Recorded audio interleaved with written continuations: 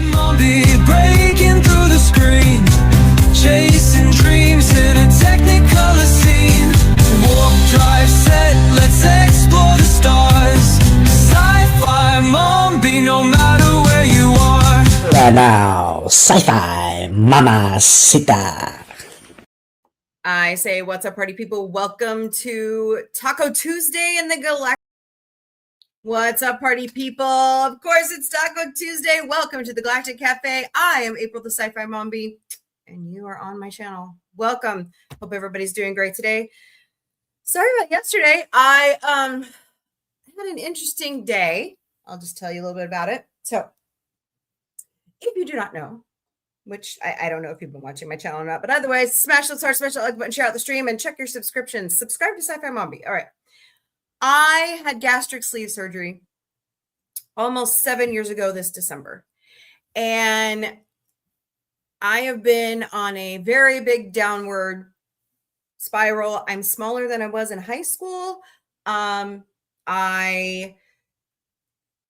am wearing smaller size clothes. Than I ever have in my life. And that's been a long time. Hello, B. Welcome to the Galactic Cafe. I have lost a total of 188 pounds. Now, I've got a little bit more work to do. Of course, I'm not to my goal weight, and it's taking me a very long time to get there. But I'm having some issues with hernias. You know, I've had 3 kids carrying that weight. I've had 2 abdominal surgeries. I've had gallbladder surgery. I had chest surgery where they had to use incisions in my abdominal area, you know, to help with. I had if you guys don't know that story either, in 2007, I had my thymus gland removed. Very freak thing. It's very rare, but it kept me out of non-Hodgkin's lymphoma. So, also brought me MRSA staph, but what else is new? Anyways. So I met with a general surgeon yesterday, and I have to have a CT scan, but it looks like I'm going to get one of my wishes come true. I may be having abdominal surgery this year to remove some of the fat, some of the skin, and fix the hernias. So I'm very excited. I need to get it done. It's really becoming a hindrance. You guys have no idea. Look, let me tell you. Hello, Psychedelic Moses and Logan Hall Crom. Welcome, Little Mo. Doblo, welcome. I hope you guys are doing great today. Having gastric sleeve surgery is not a magic pill. It is. There are days where it is torture.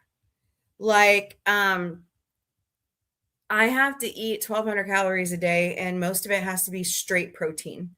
I've been bad lately, and I've been eating some carbs. And let me tell you, I am paying the price for eating those carbs. I'm getting ready to go on a GLP-1 because I'm at the point where I've hit the top level of some of the drugs. Like, I will always be on metformin. Always. I have insulin resistance, which is pre-diabetes. So I will always be on it. I'm on an appetite suppressant. You know, hold on a second. So I have Tecomet. I forgot to. But normally with gastric sleeve, and you're not supposed to have this. You're not supposed to, but I do it anyways. Okay. This is the last one for a while. So I got to get back on water. But with gastric sleeve, it's supposed to help you deal with a lot of the chemical things going on in your brain. And for some reason, mine didn't. So I have to, I mean, it's helping with the insulin resistance. Like, my A1C is beautiful. It's like 5.15. Gorgeous. So it is so annoying and frustrating because they tell you, yeah, gastric sleeve is going to solve everything. Now, my high blood pressure is gone. Hello, Raven Guard. Welcome. My sleep apnea is resolved itself to the point where I don't need my machine anymore. I actually threw my machine away. But anyways, that's a different topic for another day. I've got to travel where before, if I was going to travel, I would have had to have bought 2 seats. So I get to travel now. I have got to go great places. I'm in smaller clothes. I can walk in a store and buy whatever I want. And it kind of fits, but I make it work, But just, I'm not looking forward to the pain. Hello, Robbie. Welcome. I'm not looking forward to the pain of the surgery, but I am looking forward to the after part of the surgery. Because guys, you have no idea. Like, I see you, Ranger Donnie. Hold on, I'll get there.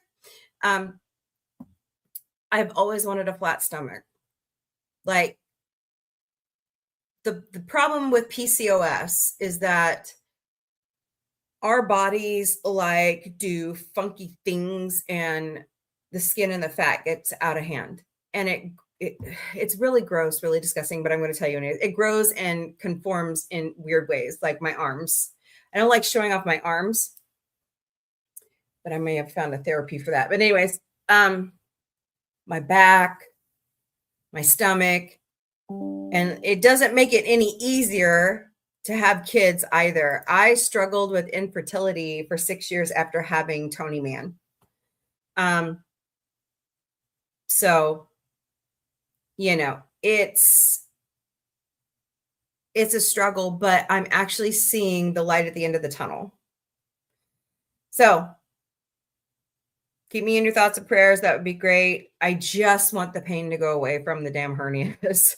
Let me tell you, a hernia is a scary piece of garbage.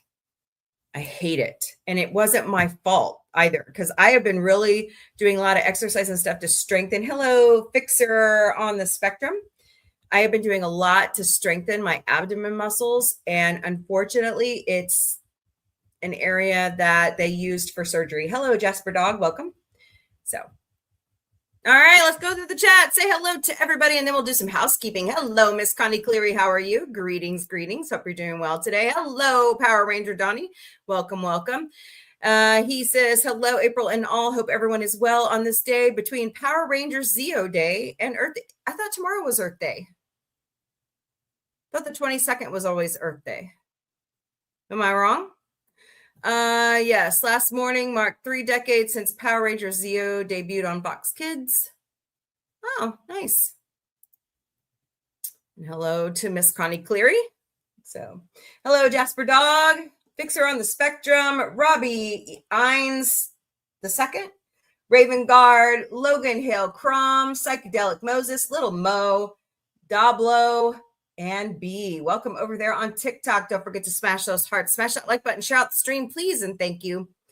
But just a lot of interesting things are coming down the pike, particularly this Friday, you guys. I have been in tears this week. My baby turns 18. Hello, Jack961484. Welcome. So my baby girl, Autumn, the producer, turns 18 this Friday. I cannot believe we are already here, and she graduates high school this year. So went fast. Went fast. Hello, Lady Mist. How are you? Welcome. Hope you're doing great today. Hey, is it raining out there in Cali? I saw one of the influencers that lives out in Cali complaining about, oh, the rain's coming. Well, no, duh. That's called the Earth cycle.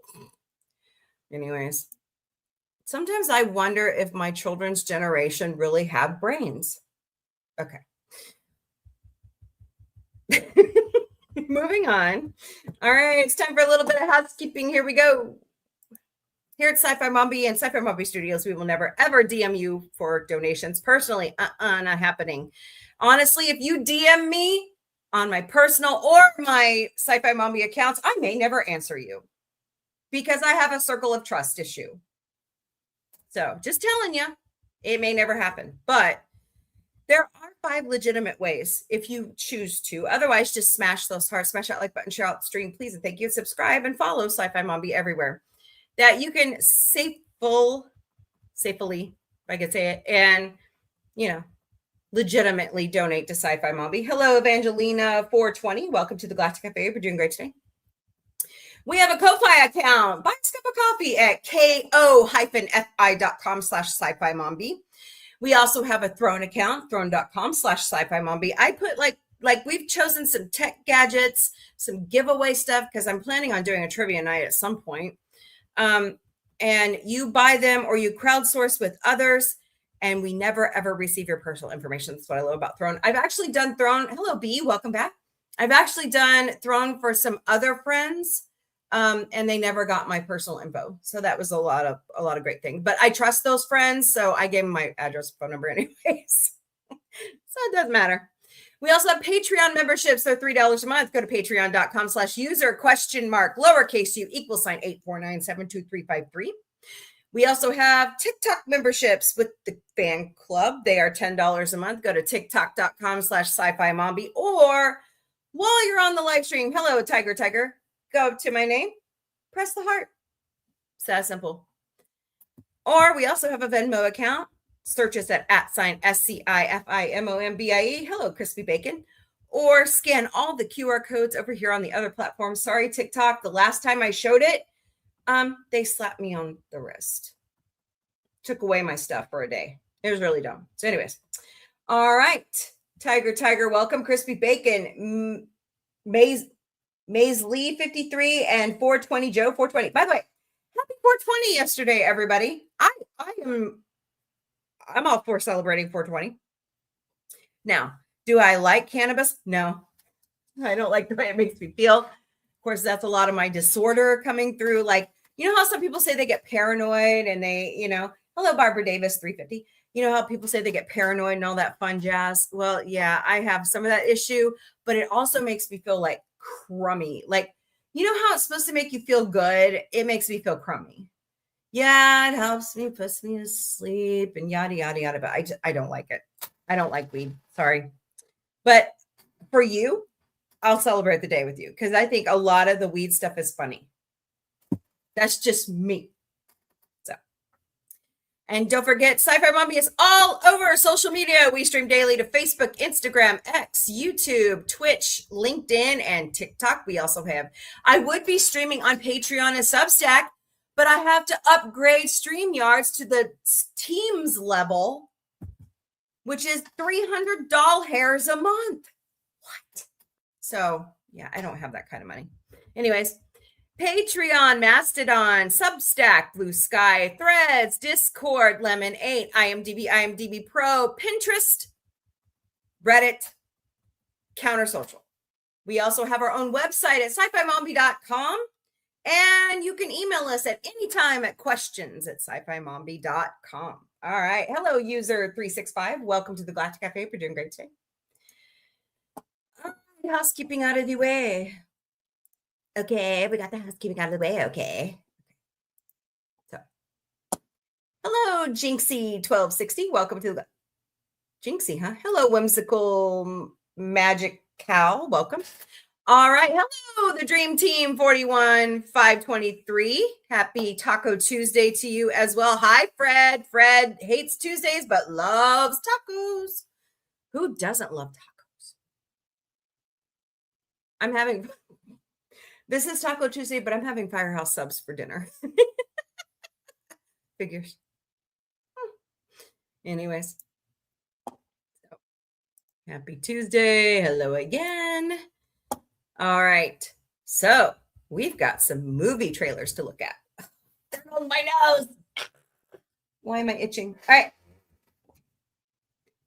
By the way, happy wait.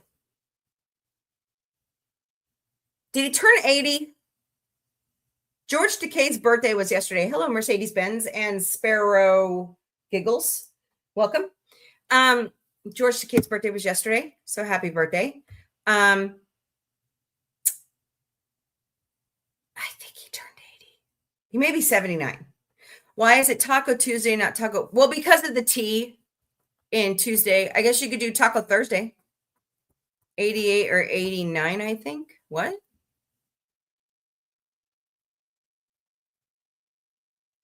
Okay, I'm confused. I don't understand. Just chilling after washing our pillows last night was fun seeing. Yeah, I saw your post. That's awesome. 88 or 89. Oh, yeah, that's why. It's just a joke, play on words. So still makes tacos taste better. So doing good. All righty. Why is my nose itching? That's so stupid. All right. We now have a date for release on Coyote versus Acme and a new poster, August 28th.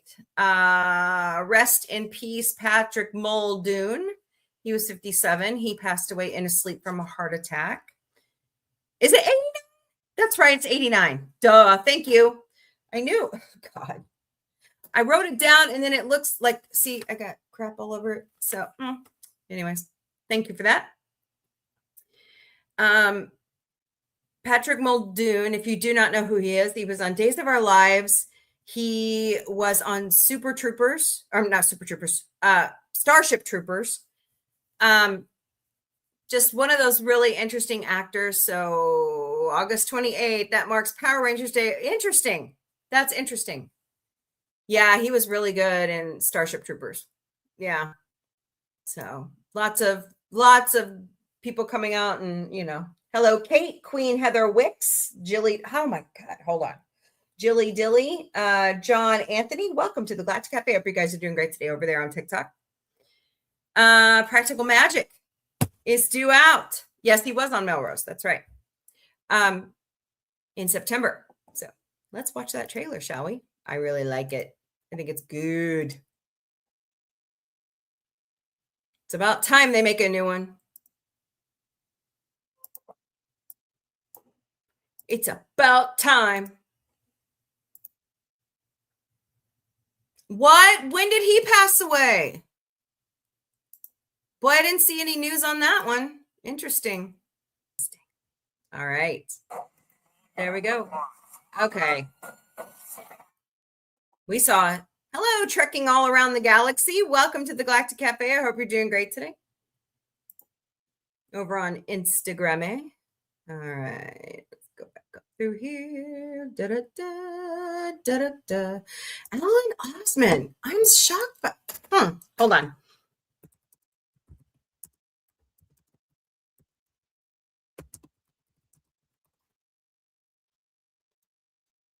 The oldest member of the Osmonds passed away yesterday. He was 7. Wow, he was young. Sorry, anything close to my age is young. Anything my parents' age. Oh, he passed away at home surrounded by his wife, Suzanne, and their 8 sons following a battle with MS. Oh, wow. 4 decades with MS. Wow. Well, rest in peace, and we're sending our thoughts and prayers to the Osmond family at the loss of their oldest brother. They were down in Branson for a while. I got to meet some of them. I don't think Alan was there, though. So, saying hello to Fred. Hello to the Dream Team. Yep, yesterday. Hello to Power Rangers.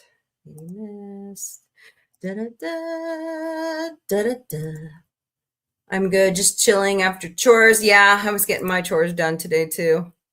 Today is Blackberry, which is Auto the producer's boyfriend's birthday. So she was up late last night making food and didn't bother to do her own dishes. Then she tells me, hey, Mom, guess what? I'll be moving out by the time I'm a sophomore in college. Good luck with that. Yeah. Looks like she was a vampire getting rid of the venom. Yeah. So I wonder if Bruce Campbell, I wonder if that was him, like, killing everybody. They had a cover on whoever's head that was. So I know, right? Oh, God, this is going to be good. So no, thank you. Who doesn't want popularity, but is it worth it? No, thanks. Go away. These people. Hold, please. Elden Ring movie is coming. Another innovation from Sony in 2027. A lot of that stuff's coming down the pike right now. So See what happens with that. Oh my God. All right. Stream manager. Dumbasses. Dark-haired, whatever. Major what? Major dumbass. Yeah. All right. Sorry, guys. Taking me a momento here. Spam. Spam. Spam and a hem.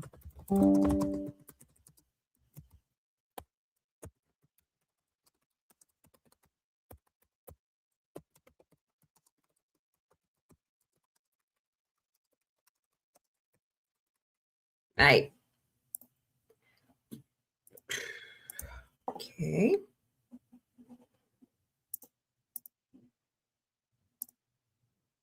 That's not what I wanted. I want to get rid of their stupid. Okay, not cool.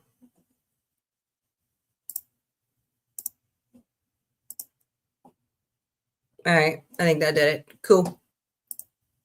Okay, moving on. All right, Miss Connie sent me some very interesting things. Hello, ice cream. Kim is my middle. Mara and the art of Brett. Welcome to the Galactic Cafe. Hope you're doing great today. So Miss Connie has sent me some very interesting articles today that we're going to talk about before we move on to good news of the day. Now I got to find what I did with them, Connie. All right. The first one is about black holes. So this is from USA Today. What's at the center of a black hole? Scientists have a sobering answer. Thank you, Elizabeth Weiss, for writing this article. Isn't that interesting? I like the graphics on this. They're the boogeyman of science fiction, a paradox of science, and quite possibly a key to understanding the universe. The universe! Sorry. Scientists have been scrambling to understand the mysterious forces of black holes for a decade, but so far it seems they've found more existential questions than answers. We know a black hole is so heavy that its gravity creates a kind of divot in the geometry of the universe, says oh my gosh, I'm going to botch their name. Priyamavada Nat Arajan, a theoretical astrophysicist at Yale University. A black hole is so concentrated that it causes a deep puncture in space-time. At the end of the puncture, you have a thing called the singularity, where all known laws of nature break down. Nothing that we know of exists at that point. Understanding what science knows about black holes involves mysterious little red dots, the formation of galaxies, and spaghettification, the unpleasant thought experiment about what would happen to a person unlucky enough to be sucked into a black hole. First, the good news. There's good news in this. Hello, Fruity Pop. Welcome. There's good news in black holes. Okay. Black holes aren't out to get us. Are you sure about that? I think they're stalking us. They aren't whizzing around the universe looking for galaxies, suns, and planets to devour. They don't just sneak up to you in a dark alleyway, said Lloyd Knox, a professor of physics and astronomy at the University of California, Davis. But our understanding of the very fundamentals of the universe has been transformed over the past decade by new telescopes and sensors that are letting scientists see more black holes and at every stage of their lives. They have lives? How many? 9? 12? Our understanding of the role a black hole plays, that they are an essential part of the formation of galaxies, is new, Natajaran said. Here are what cosmic secrets are being revealed. A new kind of black hole and a newly proven theory. The original understanding of how black holes formed was that when a sufficiently large sun, about 10 times or more mass the size of our sun, reaches the end of its life, it could explode into a supernova. Then that then collapses back into a black hole. The matter can collapse down into something only a few miles across become so dense that its gravity is strong enough that nothing, not even light, can escape. This is what is called a stellar mass black hole. Okay, so black hole number one. But in the past 2 decades, new types of black holes have been seen, and astronomers are beginning to understand how they form. Called supermassive black holes, number 2. They have been found at the center of pretty much every galaxy and are 100,000 to a billion times the mass of our sun. Wow. But how did they form? And why do I keep yawning? All right. Caffeine IV stat. The original idea was that the small black holes formed and then they grew, Natajaran said. But then there's a timing crunch to explain the monsters seen in every universe. Even if they're gobbling down stellar gas, did they have the time to get so big? That was an open question even 20 years. I'm sure it's an open question for a very long time. Hello, Karani and Curbtron. Welcome to the Galactic Café. I hope you guys are doing great today.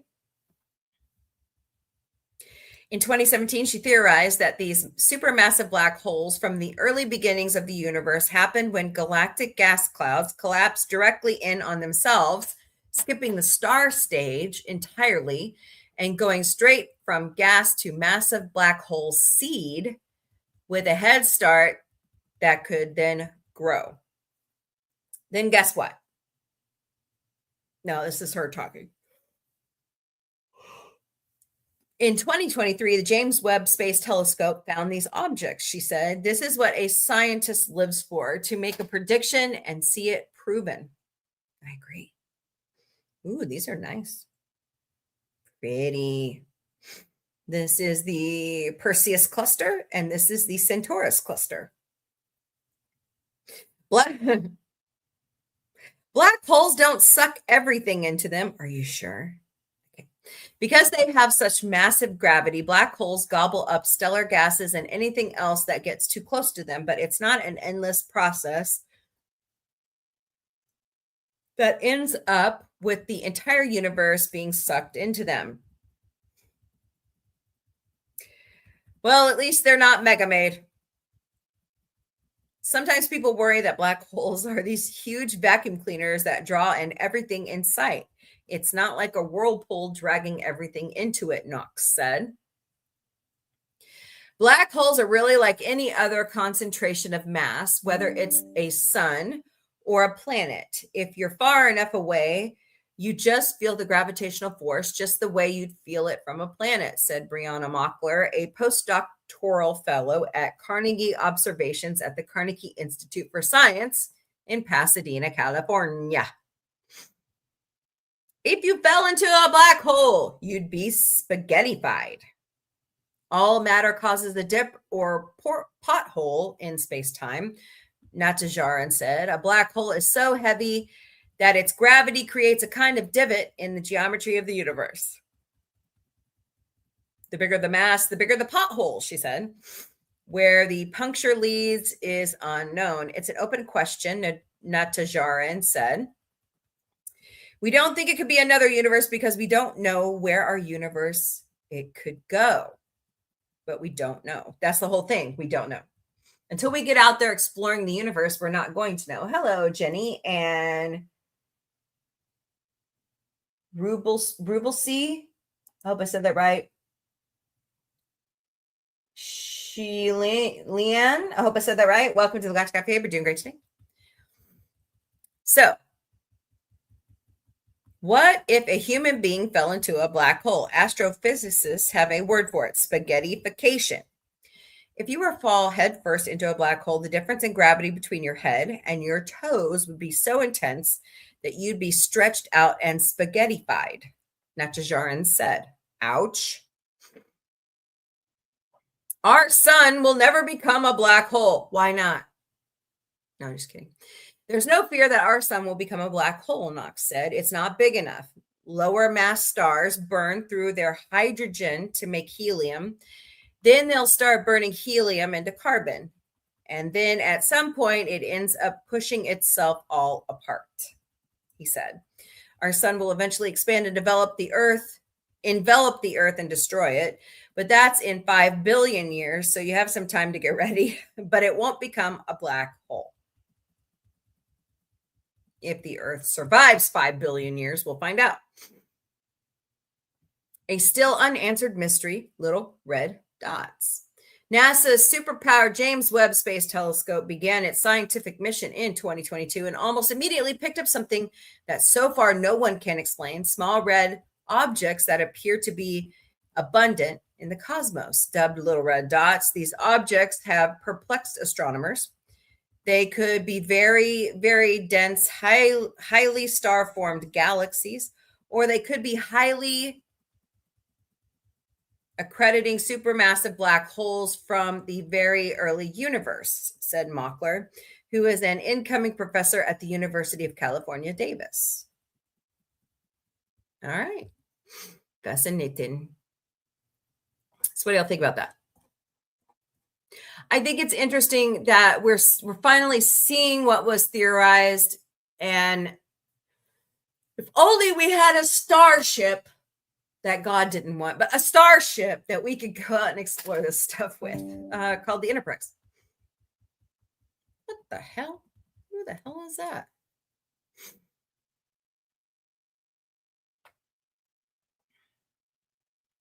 Okay. Don't know who that was. Anyways, moving on. Got a weird text message. Oh, my doc is talking to me too. All right, what's this? Okay. All right, moving on. Hello, the beating heart. Welcome to the Galactic Cafe. We're doing great today. So tell me what you think in the chat about black holes, what you think about them. I think it's fascinating stuff. Like on the Orville, they did, like they went into the event horizon of that black hole so that the Kalon wouldn't get them. That was interesting. But of course, all that is just, speculation of what would happen in a black hole. So Bruce Campbell serves as an executive producer. He has retired. Well, that's because he's battling cancer. And never know. He might be bored. I know.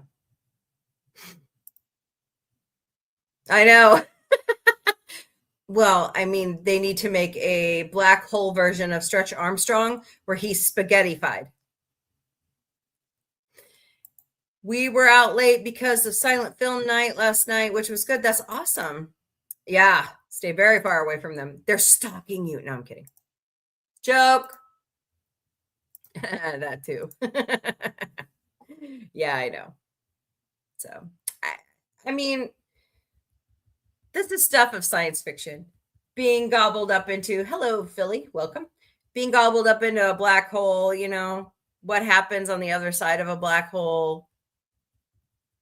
How do they know that the gravity is that? You know what I'm saying? How do they know? That's the whole point. We don't. It's theory. We're only seeing it from afar. And think about this. Light we're currently seeing now from other stars and black holes and all that, light years away. So how long did it take for that light to get to us?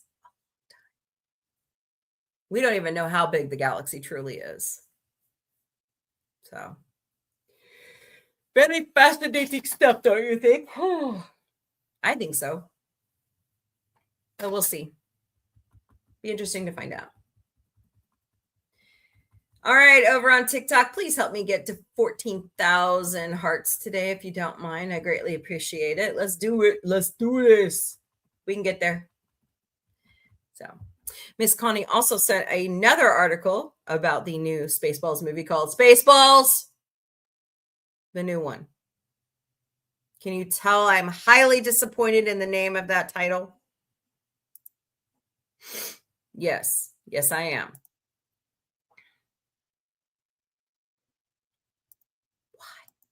Why can't you just listen to the fans and do what we ask? So this article is from Inverse and is by Diaz Johnston. 39 years later, I'm sure if they tried to wait for 40, Mel might not be with us, but he's doing good. A highly anticipated sci-fi sequel is breaking its promise. Yes, it is. Just as Star Wars has been around for almost half a century, so have Star Wars parodies, whether they be Pigs in Space, Family Guy,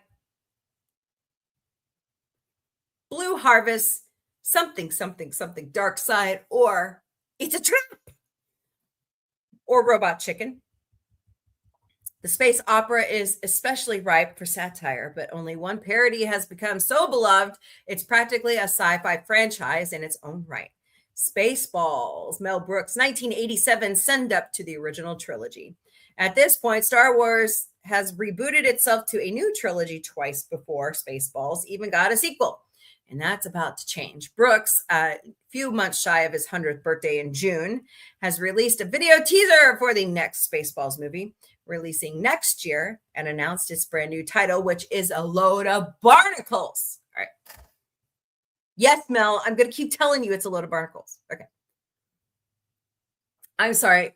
I have somebody else that does it better than me. Here. Let me get him over here to tell you how I really feel about it. Are you ready? This is bullshit. God, I love him. Okay. I actually got to see Alan Tudyk a couple weekends ago, so that was pretty awesome. But does this new title break the promise of the original film? Yes. Yes, as Matt Berry would say on Toast of Tinseltown. Here's what Mel Brooks has to say about it. Oh, can't hear it. Hold on. Hello. The flag note? Hold on. Maybe that's it. Yeah. Okay, I'm going to restart it. 40 years ago, a promise was made. Hello, Natasha Proxy. Welcome. The search for more money. Hold it. Wait a minute. It's me. The radar, sir, it appears to be The major announcement. jammed. Spaceballs 2. The search for more money. No. Is not going to be the title of this movie. Damn it, Jim. Why not? Because after all these years, Damn it, Mel. I found He found the money. It was in my bed. Spaceballs the money. But everywhere I go, people say, Mel, where's the new Spaceballs? When are you going to make the new Spaceball? When are you going to make the new one? Well, we did it. And the title is Spaceballs, the new one. Just like the old one, but it's newer. That's why it's called. This is his. Okay, no. No. I'll see you at the movies, and may the Schwartz be with you. I am so not. April 23rd, 2027, only in theaters. Not happy with this. The teaser makes it clear that Spaceballs, the new one, isn't the title fans were expecting. No shit. Famously, the original Spaceballs movie ends with Brooks's yogurt promising a return in a sequel entitled The Search for More Money. According to Brooks, he's got a good reason because after all these years, I found the money. There it is, the money. It was in my basement in a bag that says, profoundly, Spaceballs the money. Hardy har har. Well, the title, the new one, may not be the payoff to a joke 40 years in the making. It's certainly not inaccurate. This is, after all, the new one. But it's still a bit disappointing that the sequel from a comedy legend is using the same naming convention as Sharknado 2, the second one.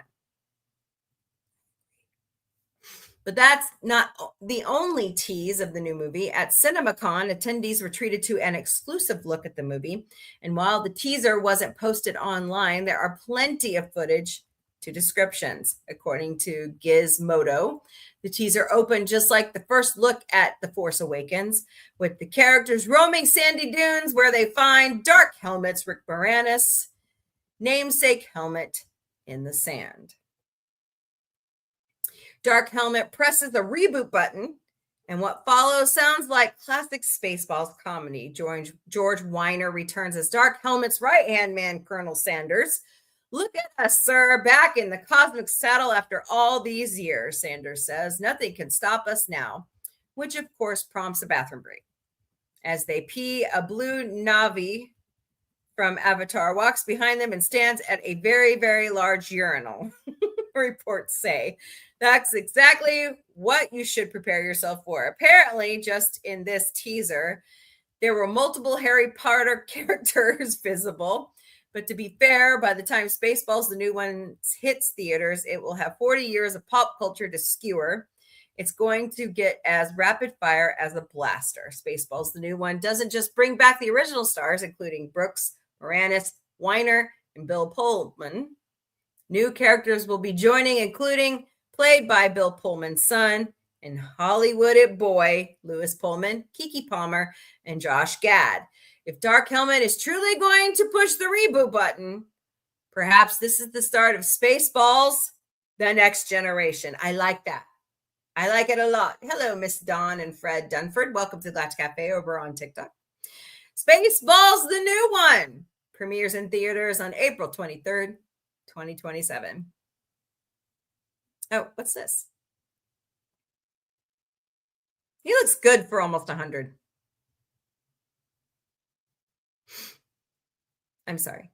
I'm not happy with the title of this movie. I'm sorry. I'm just not going to give it to them. They're not getting it from me. All right. So, what do you think about that?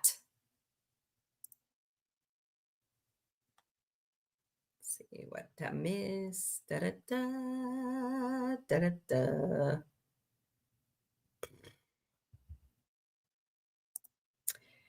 I shall wait till the new one. Yeah, no. Sorry. It is a sci-fi Mombie requirement that you sit your ass in a theater seat and watch it on IMAX. Okay. No. We're not doing that. We're going to a theater. Come on, Donnie. You got to do it, man. Got to do it. Hello, Starry Night and Faye Fun. Welcome to the Galactic Cafe. We're doing great today. Don't forget to smash those hearts, smash that like button, share out the stream, please. And thank you. I'm just not happy with the title. I don't care if you found the money. You could always find more money. Is Mr. Coffee back? Just asking for a friend. Okay. How about Michael Winslow and the jamming radar? By the way, I've met Michael Winslow. He's so awesome. So tell me what you think in the chat. I don't know. I'm not very happy with this. You're supposed to be keeping a promise, not changing it. But what do they care? They don't ask me. So, right? They don't ask me.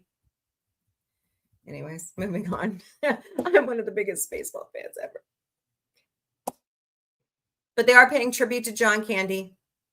There will be a Mog. Josh Gad. So, we'll be good. John Candy's son does make a cameo in this movie. His daughter, however, opted out. So, we'll see where that goes. I'm ready. Bring it. Bring it on. All right. How about some good news of the day, shall we? By the way, Japan had a 7.7 earthquake yesterday. And from the stuff I am reading today, they think that is a foreshock. Oh my God, a 7.7 earthquake, that's a foreshock to a bigger one? I don't think so. Well, it may happen. That's what scientists are saying. Yikes. So get ready, guys. There was a tsunami yesterday. It wasn't as bad as they thought it was going to be, but, you know, just nuts. All right, again, most of my good news from goodnewsnetwork.org. Today's quote of the day is, "The sea doesn't reward those who are too anxious or too impatient." Mark Doty. The sea doesn't reward those who are too anxious or too impatient. Fascinating. Oh, I love reading. It got me through a lot when I was a kid. Book fairies give away 25,000 books to New York's children thanks to big donation. More than 25,000 books are on the way into the hands of underserved residents across New York and Long Island. They'll be distributed across the boroughs by Book Fairies, a nonprofit that since 2012 has donated 6 million books to Title I schools, educators, and community partners.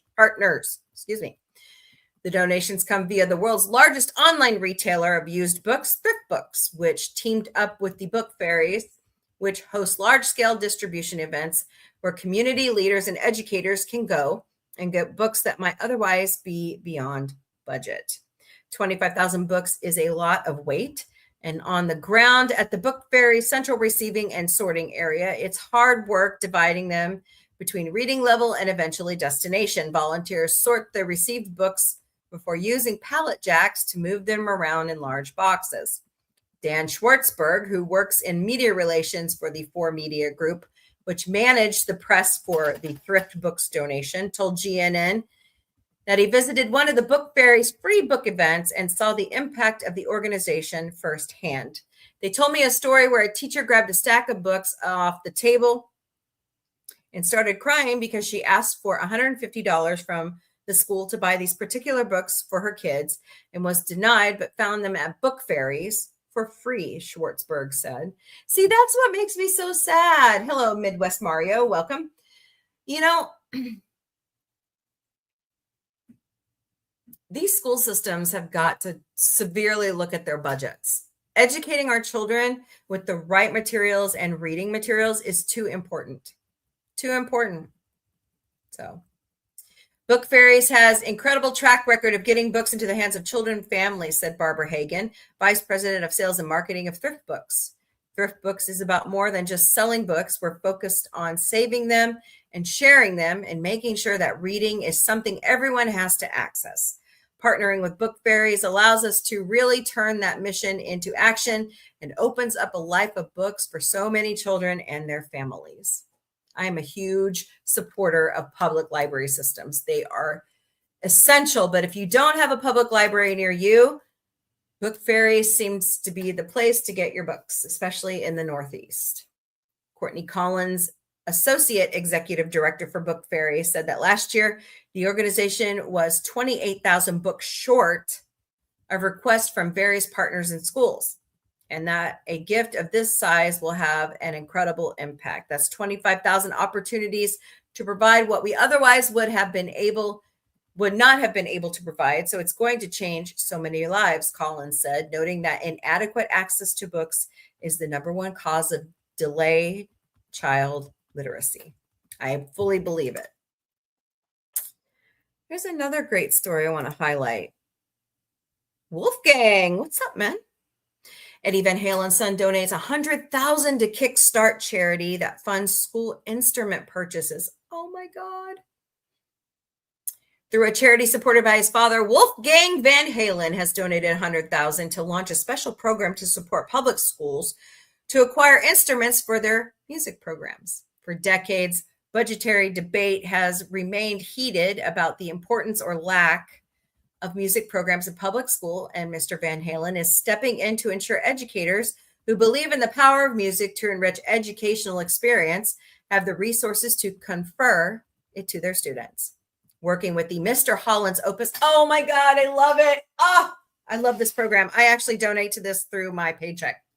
I love Mr. Holland's Opus Foundation. I play the violin and the viola. So when I first started playing, my mom and dad had trouble finding me a violin. So I had to use one borrowed from the school system. And then for my birthday, I got my violin. And if there wasn't people donating to put these instruments in the hands of children, children would not be able to play.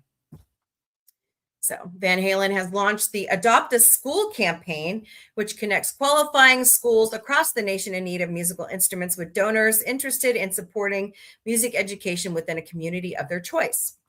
Music has been a huge part of my life, and it is our family's greatest pleasure to help support music education programs and bring the gift of music to students across the country, said Wolfgang Van Halen. Music education has proven to be a huge contributor towards a student's success in school and in life. Hello, UB2, welcome. Some studies have shown that music classes promote academic excellence and other positive outcomes in school, like this one in Finland that found increased quality of life scores for students in ways that other non-academic classes like sports and visual arts did not replicate. Despite this, music is famously the first program to get crushed, it's true, under the weight of school district budgetary constraints. Our mission is to make sure that there is an instrument in the hand of every student who needs and wants one. By increasing school inventories of quality playable instruments, music teachers will have the tools they need to deliver a quality music education to students who want to learn, said Mr. Holland Opus CEO Tricia Williams.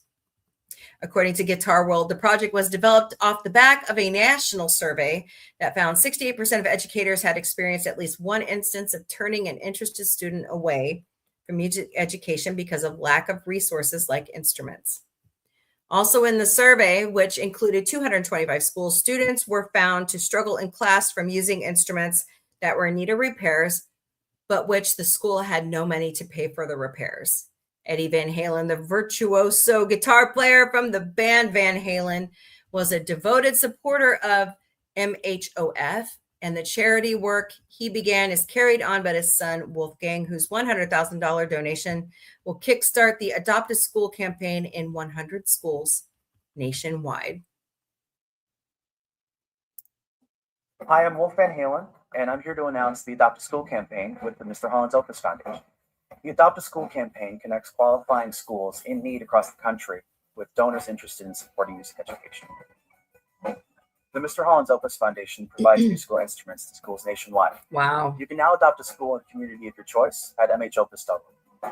My family has long been a supporter of the Mr. Holland's Opus Foundation, and we're kicking off this campaign with a $1,000 donation to the first 100 schools. Please join us and them at mhopus.org. That's fantastic. Good job, you guys. So proud. Great kid. Oh. Cute cat. Oh, we got a lot of good news today. Groundbreaking bowel cancer trial has 0 relapses for patients after 33 months. Wow. That's awesome. A small but substantial tweak to the treatment regime of bowel cancer demonstrated remarkable improvements in the survival after 3 years after surgery. Changing the kind of drug and the delivery window showed substantial improvements over the previous pairing and build on earlier results showing that the drug led to major tumor shrinkage in patients with stage 2 or 3 bowel cancer. Man, where was this when my uncle needed it? Oh. These latest findings to be presented at the American Association for Cancer Research, or the AACR, annual meeting 2026 in April, make up the results from the NeoPrism CRC clinical trial led by a team from University College London and UCL Hospital. Patients were treated with a short course of immunotherapy drug, pembrolizumab,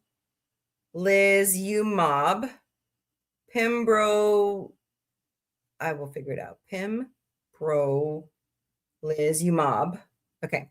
Before surgery, instead, chemotherapy after surgery. Initial results indicated that 59% of patients had no signs of disease after treatment with, I'm just going to call it Pembro, and their operation. Now, 33 months later, none of the treated patients have experienced a return of their cancer. Yay! This includes those who had no signs of cancer after treatment and those who still had small amounts remaining, which did not grow or spread during the follow-up. Seeing that no patients have experienced a cancer reoccurrence after almost 3 years of follow-up is extremely encouraging and strengthens our confidence that Pembro is a safe and highly effective treatment to improve outcomes in patients with high-risk bowel cancers, said Dr. Kai-Keen Shu, chief investigator from the trial from UCL Cancer Institute and a consultant medical oncologist at UCLH. It's expected that around 25% of patients who have the standard surgery and post-op chemo will relapse after 3 years, but this study suggests that a short course of immunotherapy before surgery can provide more durable, long-lasting cancer control for this type of high-risk bowel cancer. I wonder if it works on other cancers. That'd be interesting to find out. Alongside the survival data, researchers analyzed blood samples to better understand why the treatment is so effective and how to identify those most likely to benefit. They designed personalized blood tests that can show early on whether the treatment had worked and whether any cancer was still present in the bloodstream. What is particularly exciting is that we now may be able to predict who will respond to the treatment using personalized blood tests and immune profiling, Dr. Xu said. These tools can help us tailor our approach, identifying patients who are doing well and may need less therapy before and after surgery versus patients at higher risk of disease progression or relapse who need additional treatment. Bowel cancer is the fourth most common cancer in the UK, around 44,000 cases a year. In the United States, bowel cancer, also referred to as colorectal cancer, is the third most common cancer diagnosis. Oh my God, Becky, diagnosis, and the second leading cause of cancer-related death in both men and women. For adults under the age of 50, it is now the number one cause of cancer-related mortality. We just lost James Vanderbeek because of this. Hello, Hordwin, Exhausted Goblin, and West Coast. Welcome to the Galactic Café. You guys are doing great today. We also lost Chadwick Boseman to this as well. It's terrible. Like many cancers, if bowel cancer is caught early, the chances of a positive outcome are high. 9 in 10 patients treated for stage 1 bowel cancer survive for 5 years or more, but specific subtypes of tumors don't respond as well to treatments and are more likely to return. 5-year survival rates falls to 65% in stage 3 and 10% in stage 4. The NeoPrism CRC trial saw 32 patients recruited with stage 2 or 3 bowel cancer and a certain genetic profile.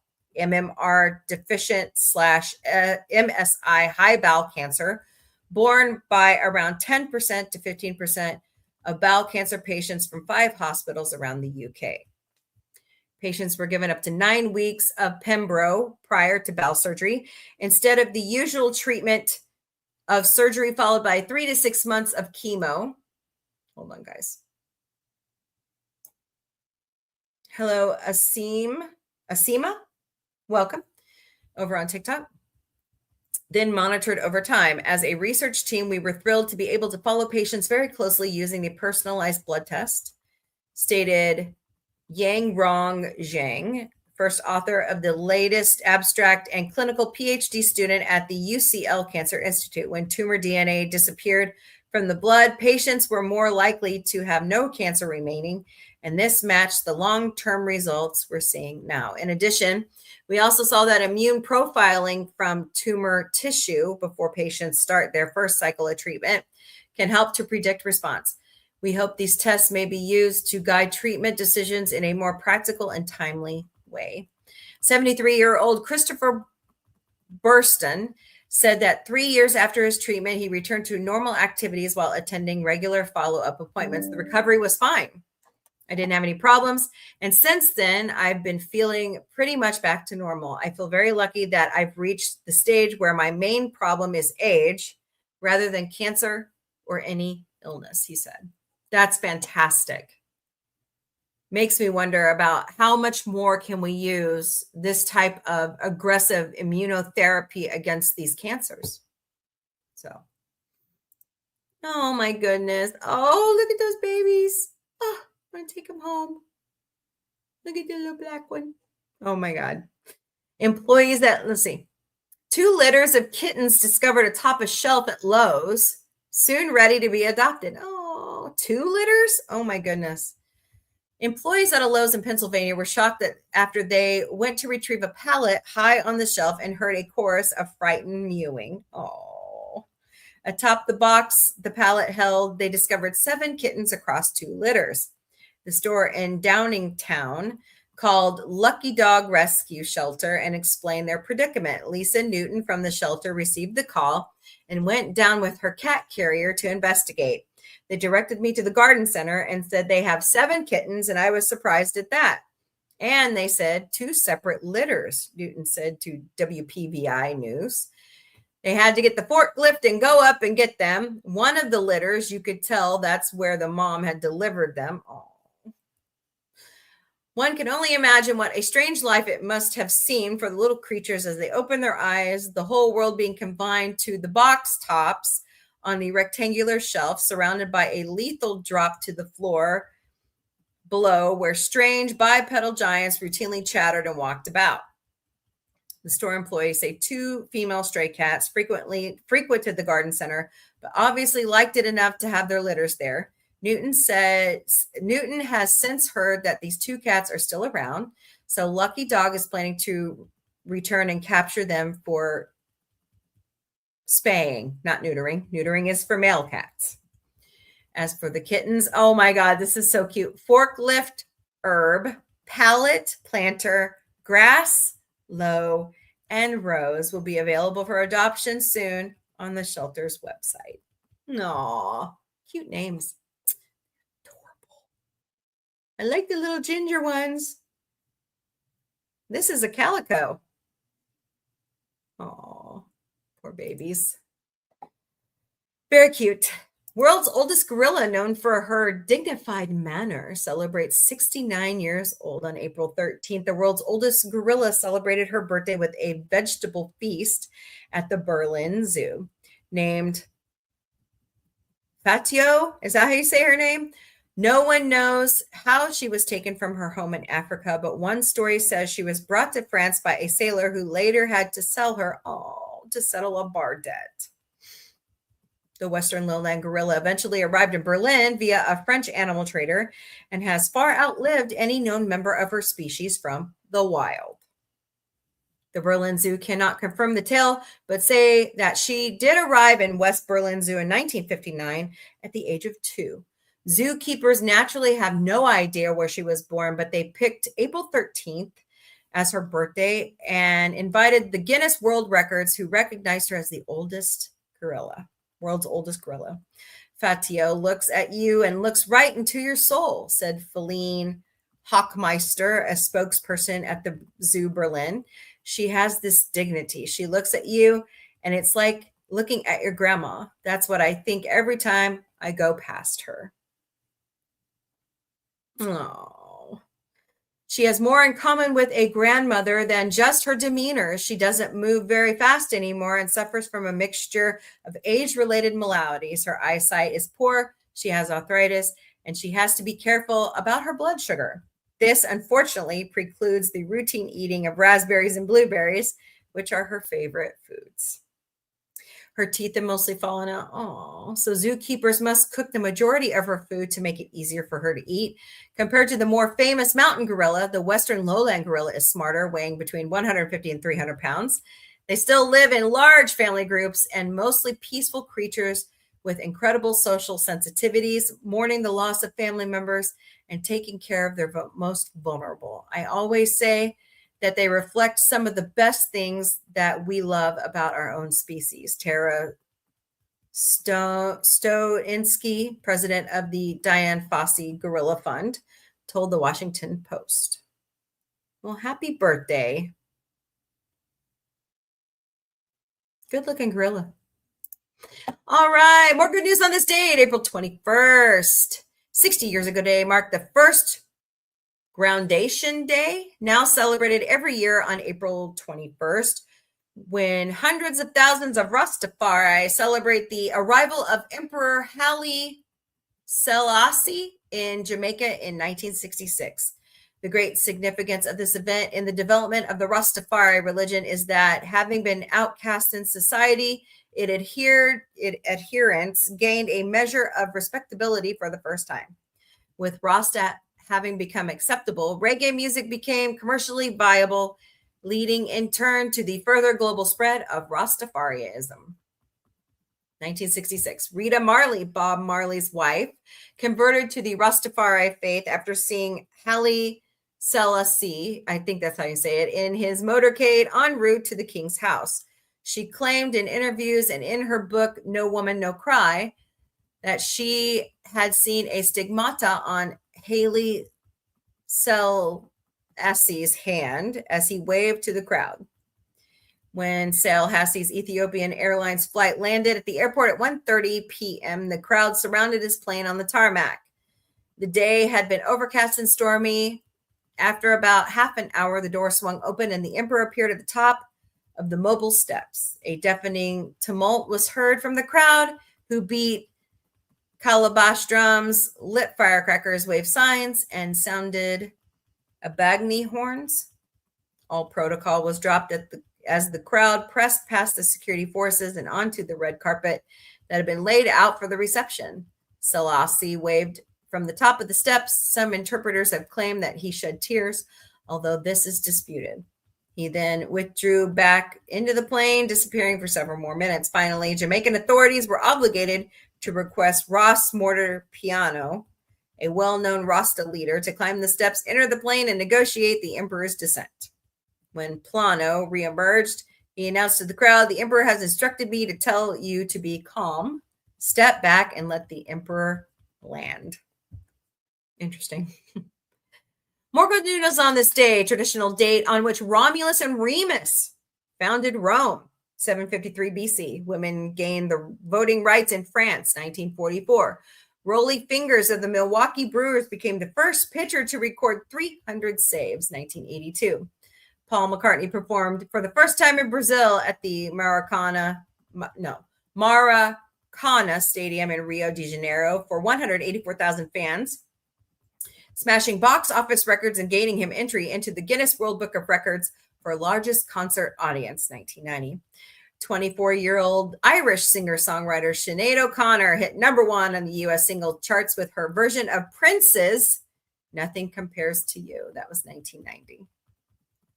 244 years ago today, the city of Bangkok is believed to have been officially founded after changing hands during a military campaign and the subsequent reorganization of the city on the more strategic east bank of the Chao Phraya River. Hope I said it right. At the time, it was called Ratakonski, and in the country of Siam. It was founded by King Rama I, the founder of the Chakri dynasty, which still rules Thailand today. It's hard in history to predict date things like the founding of a city, since so many of the world's largest cities sit upon territory that, for obvious reasons, has been occupied going back sometime 5 or even 6,000 years. In this case, we have the city pillar of Bangkok. A city pillar is a Thai tradition, and the one established at once Ratankosken has the date and even the time of day the site was declared a city. Fascinating. It is believed that the people would achieve prosperity and fulfillment in their work and career, avoid misfortune, and improve their luck, power, and prestige if they took a bow and paid their respects at the sacred place. The shrine is at the heart of Bangkok, opposite the Grand Palace in the southeast corner of the Sanam Luang Park near the Defense Ministry, 1782. Hello, 32 CB Radio, Cool Dude and Courtney. Welcome to the Galactic Café. Hope you guys are doing great today. Let's go over some good news of the day. Elvis Presley's first million-seller Heartbreak Hotel reached #1 on the Billboard Top 100 on this date, dominating the charts for 7 weeks. The 8-bar blues tune, co-written by Tommy Durden and Mae Boren Axton, with credit going to Presley, was inspired by newspaper articles about the unalivement of a lonely man jumping from a hotel window. Featuring guitarist Chet Atkins and pianist Floyd Kramer, the record achieved feats unheard of as it reached the top 5 of the country and Western pop and rhythm and blues charts simultaneously.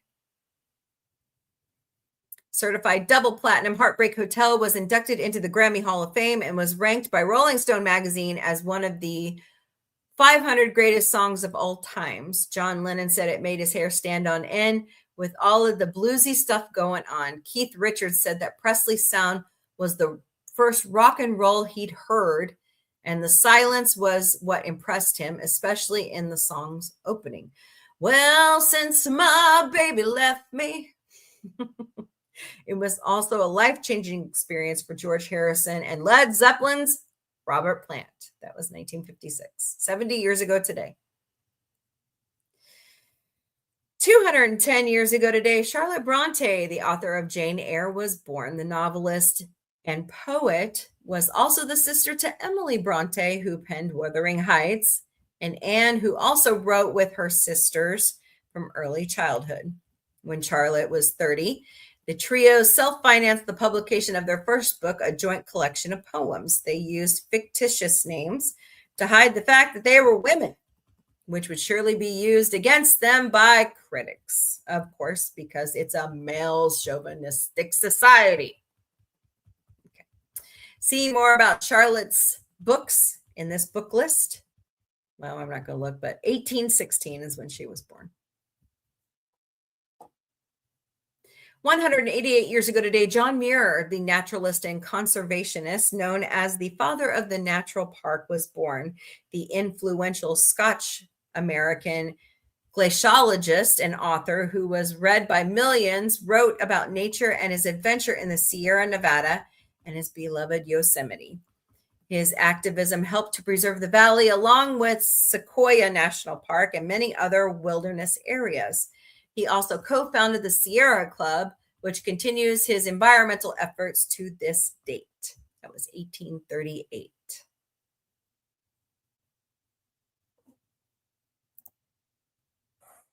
John Muir wrote, "I only went out for a walk and finally concluded to stay out until sundown.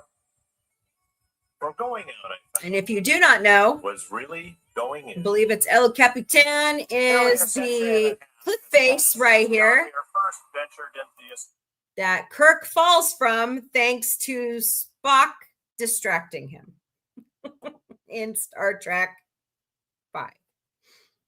So, no, 6. No, 5.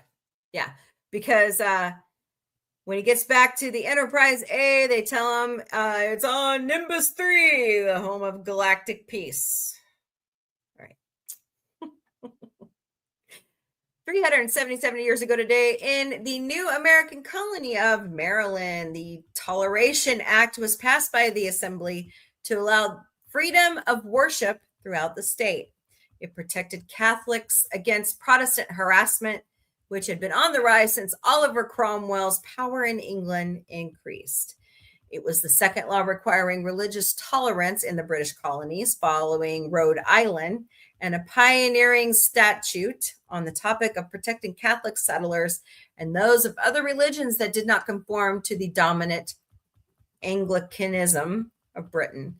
The Calvert family, who founded Maryland partly as a refuge for English Catholics, sought the enactment of the law 1649. All right, well, there's your good news of the day. Tell me what you think about that. Hello, Gordo. How are you? Hope you're doing great today. What you up to, Gordo? What's everybody else up to? Hey, Jamie Lynn, what's up? How are you? Hope you're doing great today.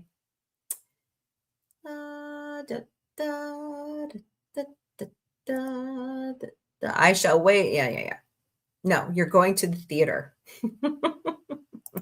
Here is Power Ranger Donnie's new SoundCloud upload. Go check that out right there. Lady Miss says, I play the clarinet. Oh, the bass. My mom always wanted to play the bass clarinet. My mom plays the clarinet too. She's a marching band. Hello. How are you? I know. Weren't they adorable? I want to take the little calico gingers and black kitty home. They're so cute. I'll take all of them home. Hey, look, it's a crazy cat mom starter box. Hello. Yep, Bootsy's over here asleep. He's right. I don't know if you can see him. Hold on. He's right there. He's right there. He's seeping. It's kitty nap time around the Mombie house, so they're such good kitties when I want to do my talk show.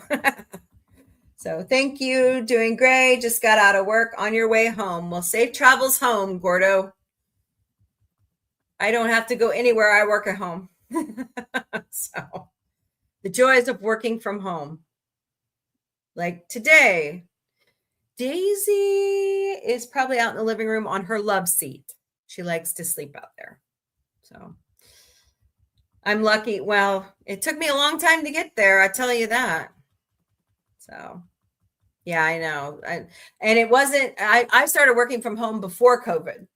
So 2014 is when I went home to work. I've been at United Healthcare now for almost 13 years in July. Right?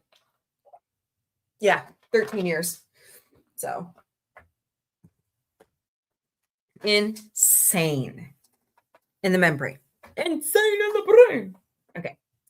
Because my niece was just born early when I got the job. And we were helping take care of my nephew so that they could handle everything with my niece who was a preemie. I don't want to work anymore, especially for the I get you. I get you. I know. There for a while after, if you guys don't know, and I know I've shared this before, but Brian Thompson was my big boss. So when his schmurder happened, it scared the shit out of me. It really did. Hello, Cousin Kay. Welcome. I did a lot of soul searching, and I had to be very careful. I took them off my profiles there for a while because I was scared, but I put it back. Jamie Lynn says, I'm a waitress at Outback. I love Outback. Well, yeah, a lot of us get paid to work. Yeah, that's why you work a job, Che. You're funny, Jamie Lynn. That's a good one. So, hello, and 1, 2, 1, 2, 3, 4. Minnie and Mickey Mouse was my big boss. I'm sorry.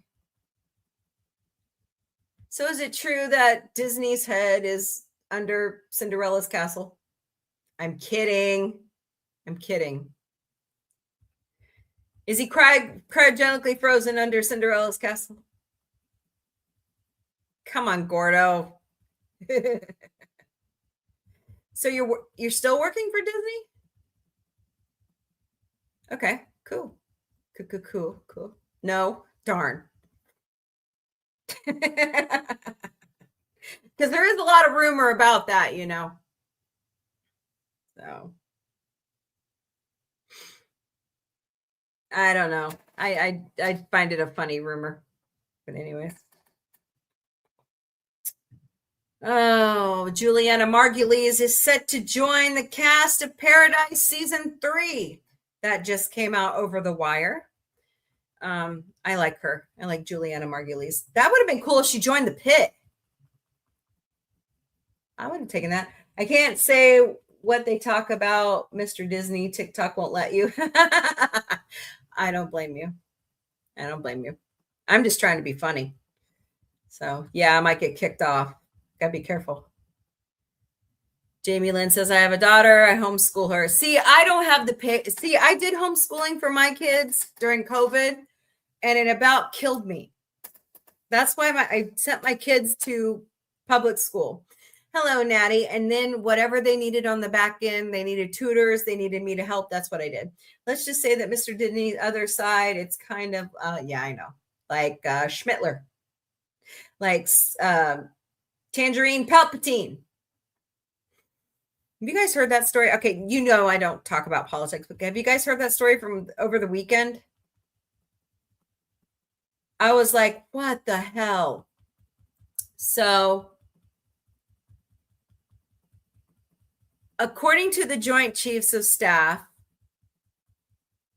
Raising Cane, he had to keep Sweet Potato Schmittler from the nuclear codes. What? He had heard, somebody told him, I'm pretty sure it's Fox News, that China and Russia were going to be testing nuclear weapons over the weekend. Okay. Believing that news, he wanted to take preemptive whatever. Hello, Natty. Welcome to the Galactic Cafe. We're doing great today on TikTok. So they had to not only kick him out of this is New York Times and other outlets. Okay. There's 3 outlets confirming this. They not only had to kick him out of the Situation Room, but they had to take who takes the nuclear football away from the president? Yeah. So, and then the other news was that Kash Patel is a lush, and they had to battering ram down his front door to check on him because he was unresponsive. So now he's suing the New York Times over that information. So there's your political news of the day. Sorry, I know that's bad. Okay, I do have one more thing to show you. Hopefully it'll come up on my saved on Instagram. Sorry, I can't show you guys on TikTok. I don't know why. God, I'm tired of seeing this person's face. It's going to kill me. Okay. Oh, come on, Instagram. I don't know what is going on. Maybe I need to. Can I have my profile, please?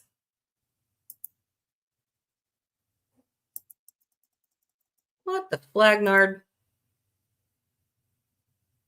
Damn it.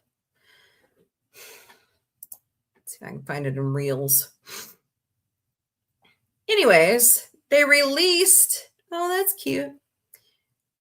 They released bloopers of Ted season 2.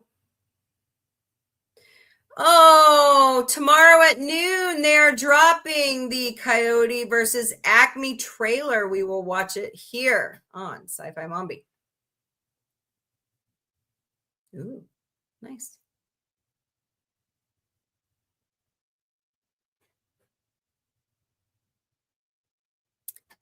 Today, where is it? Oh my God, Becky. Gates McFadden. Did you guys hear about Gates McFadden? She recently lost her keycats. It was so sad. Felt so bad for her. All right. Ted season 2 bloopers. Oh my God.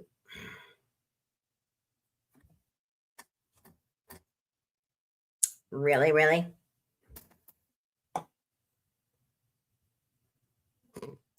Which one is it? Damn it, Jim. Is this it?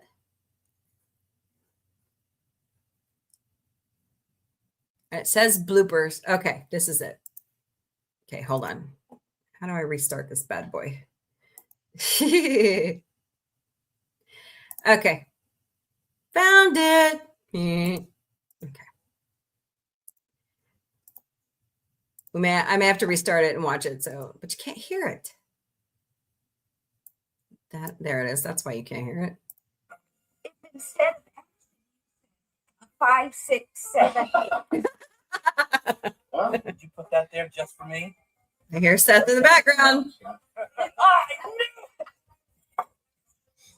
Hello, the beating heart. Welcome to the Galactic Cafe. Did you add anything new to my background? No. At 53 years old. Did you send me something to add? Thinking about it. Go ahead again. One more. Is there a note? Yeah. Okay, don't look at her. Yeah. Better give her a note soon, dude. No, Scott, she's doing pretty great. No. Be a little bit better. Could you be a little bit better? See what's happening right now? Aunt Suze needs to see this. Jesus, no way. Why not? I don't want to look like fucking Seth MacFarlane in front of. Glorious. Yeah, we all know how you are, Seth. Just kidding. I don't know. If instead of action you said a 5, 6, 7. Huh? Did you put that there just for me? That camera's not on. Should I be breathing as hard as Scott is? I just jumped out of a fucking window at 53 years old.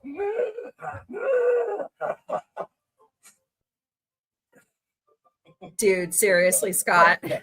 One more. Is there a note? Yeah. Yeah. Okay, don't look at her. Yeah. Better throw a note soon, dude. Wrong. No, Scott, she's doing pretty great. No. Let's be a little bit better. Do you see what's happening right now? That's All Susan fantastic. needs to see. Glorious. We like bloopers. So, bloopers are glorious. Okay. That's funny. They actually got Seth in those because normally he does not like.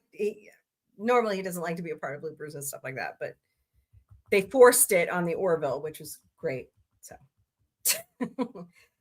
I need to add stuff to my background. Are you going to send me something, Gordo?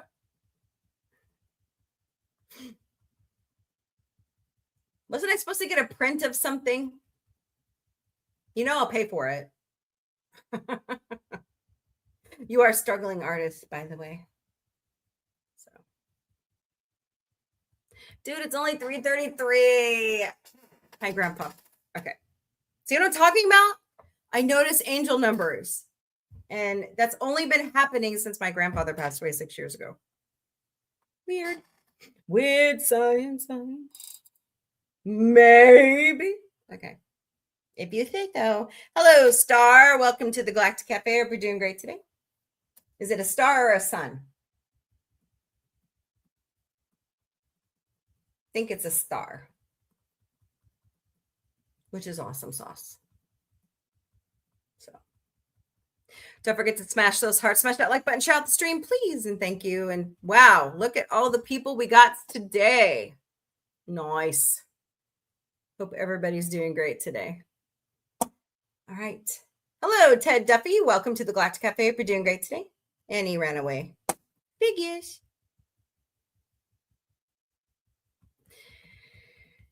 All right. So if you have not heard, I know that Ewan McGregor is really broadcasting it out there everywhere with Dave Filoni. They are currently working on season 2 of Obi-Wan Kenobi. Yes, we do. Seth MacFarlane, clear your schedule. Notice I'm wearing my Orville shirt today. Okay. Can't help myself. All right. Gordo says, people don't run away. Is that why they're scrolling? Their name pops? Yes. And then it pops out. Yeah. They're looking for a live to watch. And obviously they don't want to watch me. So anyways. Yeah, we need more Orville. I need to know if we're going to save Anaya. I need to know. No, I'm not going to do Kate Blanchett. It's terrible. It's like guacamole. What about Shavakadu?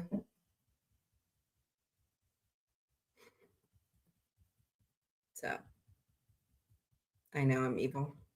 Evil. I need 6 more comments to get my 80 diamonds today. Am I going to have to comment myself? Maybe. Whack-a-mole. Whack-a-mole. Here is my email.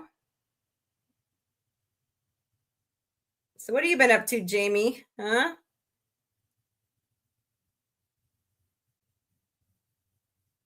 Oh my God, I can't type because of my stupid. That's another surgery I need to have. Maybe. Carpal tunnel. Ugh. The joys of working with your hands for over 30 years or more. So glorious. Oh, so what are you working on now, Gordo? I'm thinking about buying the rigging to do like off-brand Lego building, or maybe I'm actually thinking about going back if my hands can handle it. There's been some cross stitch. Oh my God, I can't believe I just said that stuff I've just seen lately that I would like to work on. I don't love Dalmatians. No. I'm not a dog person. Haven't you figured it out yet? I'm a cat person. Catwoman is my hero. Although I do love Brian the dog. Wonder why. Anyways, so. Oh. Do I have enough to send it? I'll be darned, I do. Yay. Okay. Hello, Chuck the Charlie horse. How are you? Hope you're doing great today. What have you been up to? Not much is going on here. We don't have another convention till next. We have 2 conventions next month, actually. We have GalaxyCon Oklahoma City. And then we have Tremendacon the very next weekend. And then we have Weird Al Yankovic in June. Looking forward to that.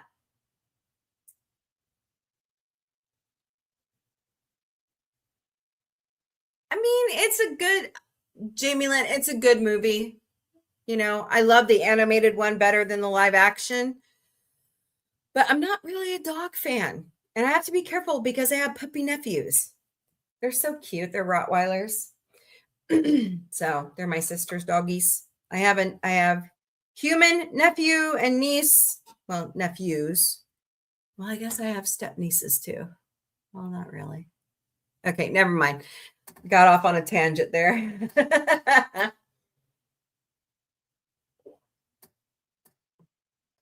But anyways. Yeah. Cannot believe my daughter turns 18 on Friday. Oh my God. Planning on spending the day with her. I'm thinking about taking us for facials. I've never had a facial, so I'm thinking about doing it. Sounds like fun. You're at 44 subscribers. Okay, well, let's help Jamie Lynn out over on YouTube. Let's get her some subscribers. You know, I've lost 80 subscribers over on YouTube in the past week and a half, almost 2 weeks, and they're telling me they're all spam. I've had people email me saying, no, we're not spam. So I'm wondering if it was because I did a rant against a certain president, you know, Tangerine Palpatine that one day. That's when I noticed not only did my watch hours disappear, but my subscribers. I have First Amendment rights. I can say what I want to. So anyways. All right, let's start Mombie's Daily Boost. Here we go. We're not leaving yet, though. Happy Taco Tuesday. It's April 21st. It's absolutely beautiful here in Missouri, although it's going to go downhill because of more severe weather on the way. Yay. The joys of living in Tornado Alley. Some daily positivity goes a long way here at Sci-Fi Mombie. So here are your positivity thoughts for today. There is no need to rush. What's meant for you always arrives on time. Pretty sound advice, I think. One day you'll tell the story of how you never gave up, so just keep going. Boy, I could tell you how many times I gave up. I was done. I had it. And I'm glad I didn't stop because, for one, this podcast show franchise would not be here. And I can get the play button. What's the play button? I don't know what that is. You have to tell me what that is. So don't give up. Keep going. Both those came from Power of Positivity and Just a Bit of Positivity on Instagram. Instagram. All right. GalaxyCon Oklahoma City is May 22nd through the 24th at the Oklahoma City Convention Center. Go to galaxycon.com, choose Oklahoma City, and then at checkout, use Galaxy 10 for 10% off your admission. Hayden Christensen's photo op is $235. 200. So I guess being Anakin Skywalker is expensive. Just saying. Paul Bettany, Cheech Marin, Tommy Chong, Grant Gustin, Tom Cavanaugh, Danielle Panamaker, Carlos Valdez, Candace Patton, John Wesley Snips, Bob Goldthwait, Tim, I'm going to say your name wrong, Kazursky. Don't kill me. I really want a double photo op with those guys. That'll be so much fun. David Howard Thornton just proposed to his girlfriend the other day as his horror character. That was priceless. That was priceless. So Tyler Hochton, which is Superman, Betsy Tulloch, Brandon Routh, Michael Cutlitz, Danny Glover, Terry Farrell. I want a picture with them too. Emily Swallow, Chris Barlett, Steve Whitmire, Stephen John Ward of One Piece, Serena Vincent, Tyler Posey, Daniel Kuntz, Kimberly J. Brown, Andy Sips, Jerry Trainer, Dr. Peter Weller, and Barry Boswick are your main celebrities for GalaxyCon Oklahoma City. So go get your tickets today. I need to work on that myself. Lots of good stuff coming. Tremendicon is May 29th through the 31st at the Oasis Hotel and Convention Center in Springfield, Missouri. Go to tremendicon.com to purchase your passes. D.A. Frizzell, Phil Hester, Clever Caillou, Outland Entertainment, Lance Sawyer, Aaron Conaway, Chris, I always say your last name right. I'm sorry. Mosin, Phantoms, Dennis Butt, Bronze Age Batgirl, Pirate Monkey Painting, Caleb Grace, Cryptic Tattoo, Cullen Bunn, Worst Comic Podcast Ever, Dice and Dragons and Dots, Flash Dixon, Missouri Ghostbusters, Shannon Patras, Samantha Hart, Foretold, Wham Wham Games, and of course Sci-Fi Mombie. We will be there, and I don't know for sure, but Pop Culture Minefield might be there as well. So join us May 29th through the 31st at the Oasis Hotel and Convention Center. Arkansas Comic Con is September 18th through the 20th at the State House Convention Center in Little Rock, Arkansas. Go to arkansascomiccon.com to purchase your passes. They do not have the celebrity list up yet. So, hello, Batsy and Cronin78 and Tina Lavoria. Welcome to the Galactic Cafe. Batsy, it's good to see you. I haven't seen you in a while. I hope you're doing well. Very good to see you. Extremicon is September 25th through the 27th at the St. Robert Community Center in St. Robert, Missouri. Go to extremicon.com to purchase your passes. Candace Rose of She-Hulk, Halloween Ends, and Stranger Things will be your headliner, along with Stephanie Naonli, who is the voice talent for Dragon Ball Z. So, extremicon.com.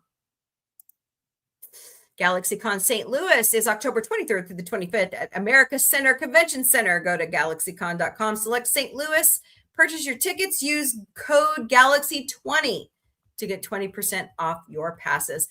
They do not have the full list of celebrities, but once I receive that, I will share it out.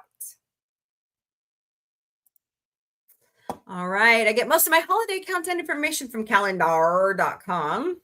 It's 19 days to Mother's Day. It's 34 days to Memorial Day. It's 59 days to Juneteenth. It's 60 days to the summer equinox. It's 61 days to Father's Day. It's 74 days to the 250th anniversary celebration of the founding of the United States of America. So plan accordingly. Oh, you know the drill here at Sci-Fi Mombie. Of course we care. There are so many great volunteer opportunities in your area. Check your local media or your local charity chapter's website for events you can help with, or volunteer some money. Donate some money. Never hurts. Please continue to help with donations to these 5 reputable charities: Red Cross Red Crescent at redcross.org, Convoy of Hope, convoyofhope.org, World Central Kitchen Chef Jose Andre would love to have your help at WCK.org, directrelief.org, and of course, one of my very favorite, the ASPCA, ASPCA.org, because you know I love animals. Don't forget, the Galactic Book Club is on the way once I finally get my ass in gear and read the damn book. Sorry, Connie. But we are reading Mixed Magic by Chris Crispin. This is a trilogy set, which I have sitting here. Where's the third one? There it is. Three book set. Da, da, da, da. Thanks, Miss Connie, for sending me those. But we will read all of them. And then we're planning on asking Chris Crispin to come join us and talk about his masterpieces. So come join us. Purchase your book copy at Amazon.com. So, Batsy, what you doing? And last but certainly not least, if you have any questions, concerns, topic suggestions, or constructive criticism, thank you for no longer attacking me personally. Email me at questions@sci-fi-mombie.com. Yes, you heard it right. That's questions@sci-fi-mombie.com. Questions@sci-fi.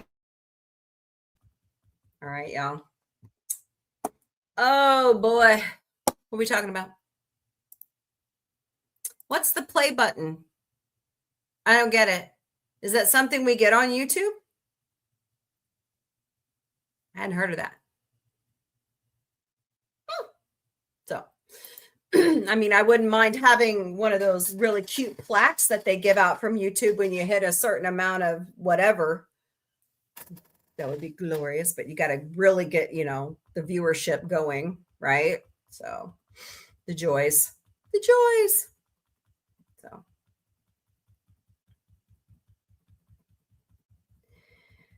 Oh boy.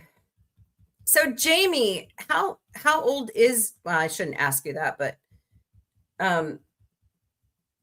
how is homeschooling going for you guys? Because I used to have, my cousins were homeschooled, and we used to have friends at our old church that homeschooled their children. And of course, by the time COVID hit, my kids were teenagers. So they knew what to do. They knew how to, do all the studying and stuff. A lot of it is online now. So anyways.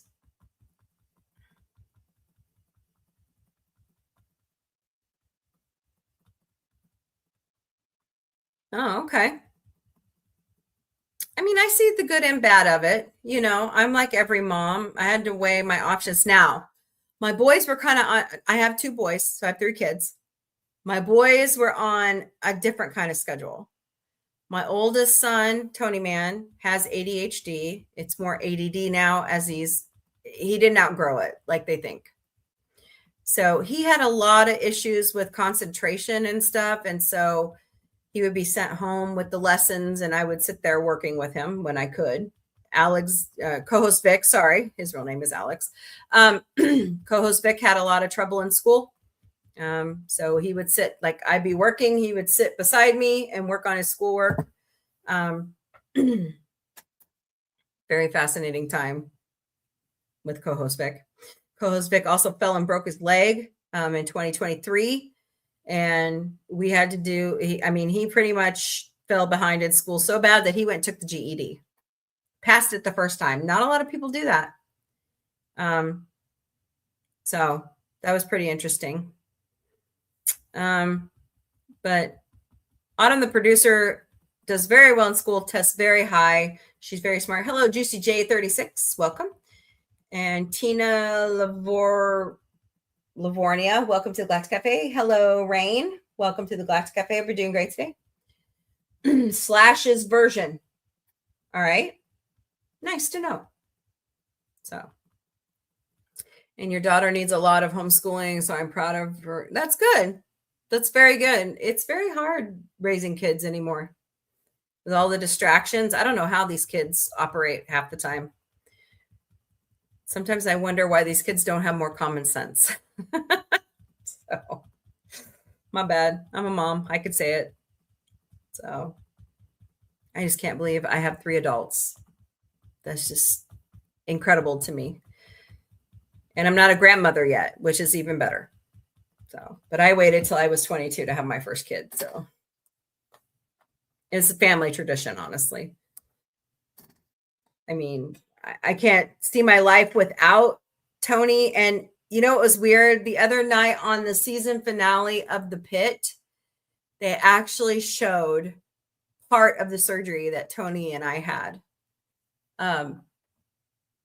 when I was pregnant with him, 5 months pregnant with him. So that was insane. That was insane.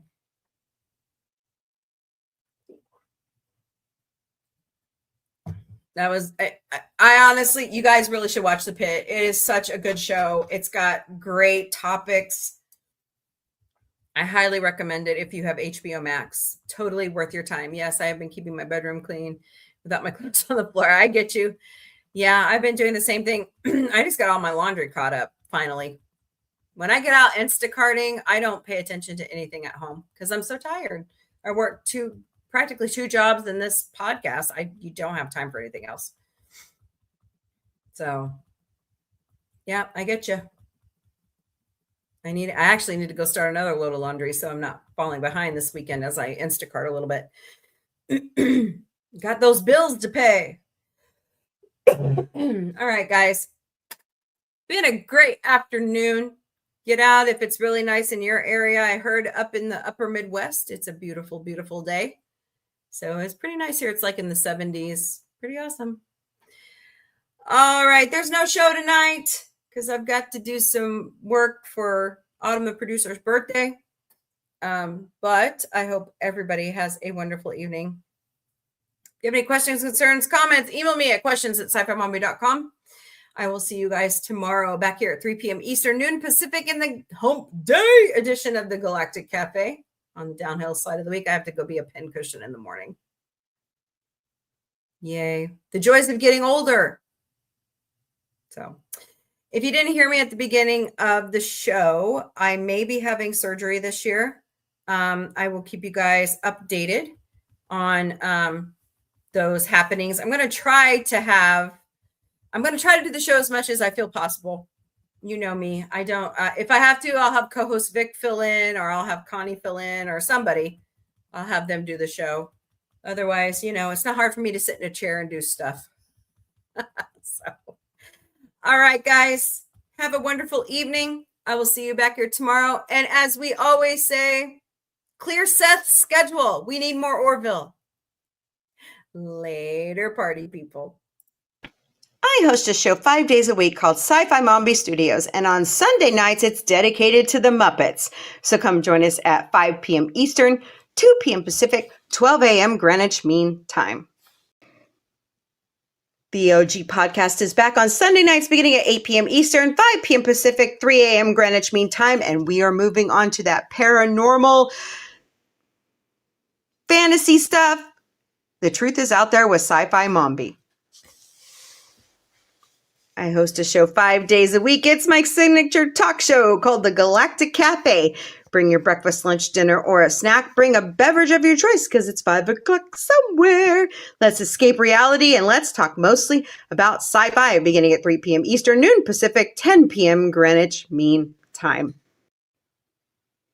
On Monday nights in the studio, it's Toonageddon, where we watch great animated series like American Dad, King of the Hill, Darkwing Duck, Family Guy, The Gummy Bears, Futurama, Bob's Burgers, and so much more. That all starts at 8 p.m. Eastern, 5 p.m. Pacific, 3 a.m. Greenwich Mean Time. Alert, alert, alert! This is a brand new show to the Sci-Fi Mombie Studios on Tuesday nights beginning at 8 p.m. Eastern, 5 p.m. Pacific, 3 a.m. Greenwich Mean Time, called Close Encounters of the Mombie Kind Comedy Tuesdays. I'll be showing you great comedy specials, Red Dwarf, great comedy movies, and so much more. So come join us for a good laugh and escape reality. Beginning at 8 p.m. Eastern, 5 p.m. Pacific, 3 a.m. Greenwich Mean Time. Wednesday nights in the studio beginning at 7 p.m. Eastern, 4 p.m. Pacific, 2 a.m. Greenwich Mean Time. It's our favorite little raunchy teddy bear, Ted. He's back on Peacock. We're almost done, and we will switch over to Murdoch Mysteries once we finish season 2. It'll begin 7 p.m. Eastern, 4 p.m. Pacific, 2 a.m. Greenwich Mean Time. Thursday Nights in the Studio is dedicated to Battlestar Galactica. We're starting from the beginning and going all the way to the newest reboot of the show. Oh, reboots. Anyways, so come join Connie Cleary, JRC 99US, Positive Candor, Alicia AVP, and Jack Beers beginning at 9 p.m. Eastern, 6 p.m. Pacific, 4 a.m. Greenwich Mean Time. By the way, the 50th anniversary is coming.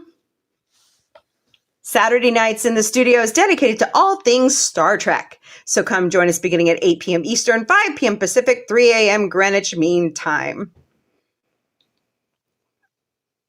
Oh, it's here, party people. Connie Cleary and I are doing the Galactic Book Club. She has chosen a really great series to start off with called Mixed Magic by Chris Chrisman. So come join us, and we will update our social medias when the first episode will happen. Chris Chrisman will also come join us when we do book analysis. Buy your book copies at Amazon.com. Watch our social media for new episodes of Sci-Fi Mombie found and Sci-Fi Mombie didn't burn it. When I'm outside gigging and I see new products that I think you'll love, I like to show them off in Sci-Fi Mombie found.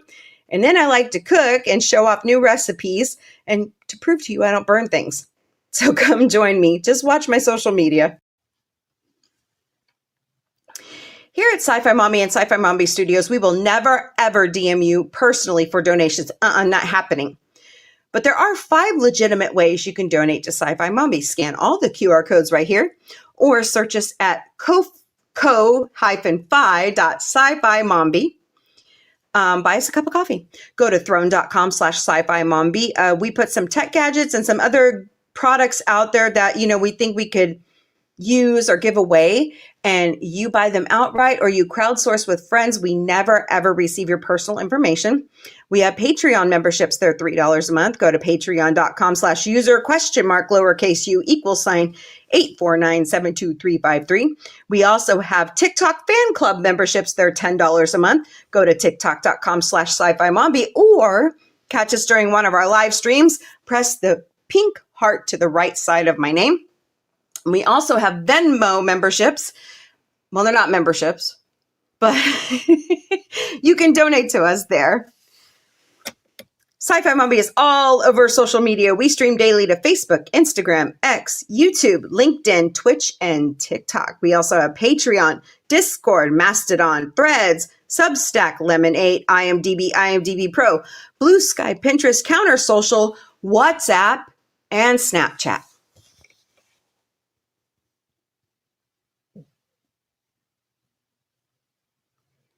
We have our own website at sci-fi-mombie.com.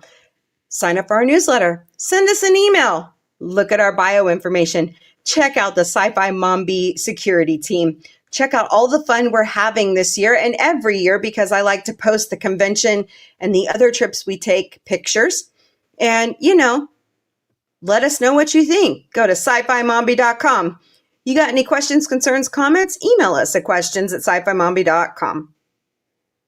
We have our own merchandise shop at sci-fi-mom-b.myspreadshop.com. David Cabiza drew our amazing podcast logo, and Dr. Omega helps me warp it to every single show we do. And you can slap that pretty much on any piece of product that we chose. If you can't find something, let me know. We'll talk to Spreadshop. But once again, that's sci-fi-mom-b.myspreadshop.com. And under the main banner with the divisions, there will be a discount bar. Use that discount. It's worth it. Y'all are amazing. Y'all are family to us. We love you all so very much. So please help us reach our watch hour on YouTube. Don't forget, there's more that unites us than divides us. Kill them with kindness. Pay it forward. Flash someone a smile. And most of all, sci-fi unites us. Later, party people.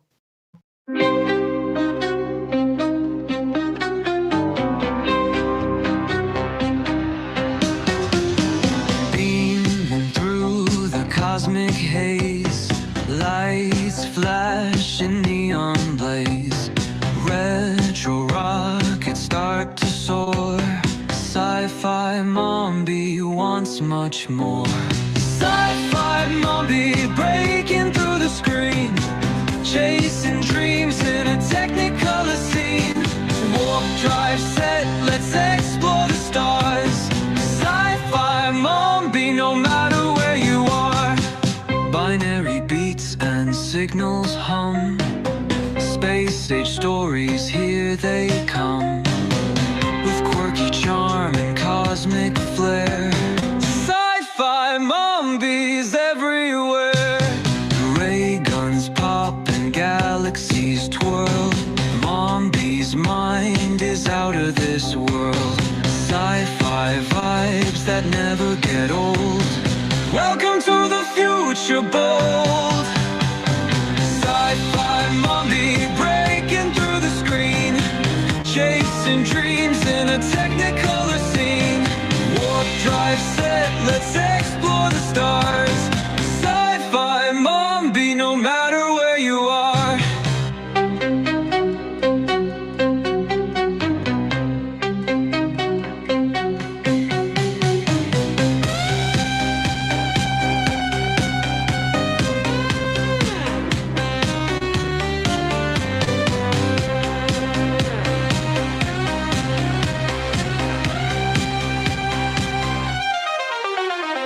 Ray guns pop and galaxies twirl. Mombie's mind is out of this world. Sci-fi vibes that never get old. Welcome to the future bold. Sci-fi